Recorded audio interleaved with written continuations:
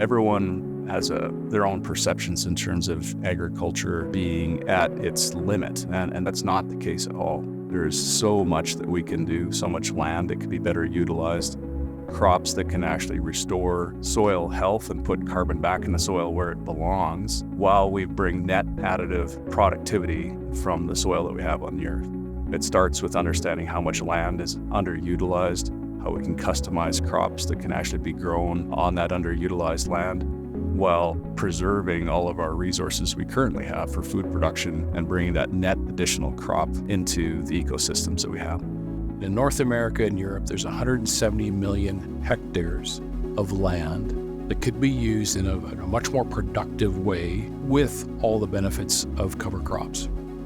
Soil needs living roots to continue to live. You don't have a living root in soil, soil starts to degrade and it starts to compact. So as we work to help farms become more resilient, giving them more options to manage through these changing climates that they're growing crops in, there seems to be more severity in highs and lows. Our R&D investments, our focus is really around rotational crops that help growers with that diversity as they build resiliency on their farms.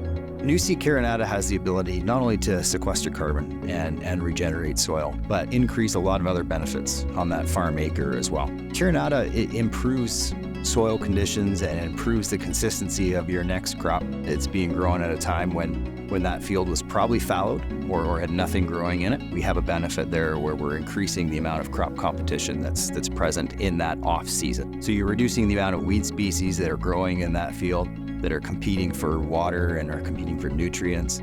You're replacing that with a crop that you're taking off and getting a return from at the farm level and at many other levels.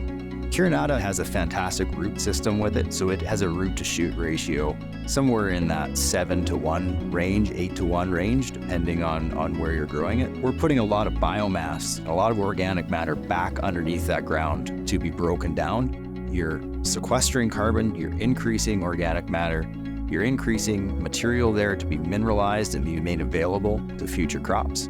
And one of the big things that we see is infiltration of water. You have a robust canopy of Carinata up above the ground that's absorbing a lot of solar energy.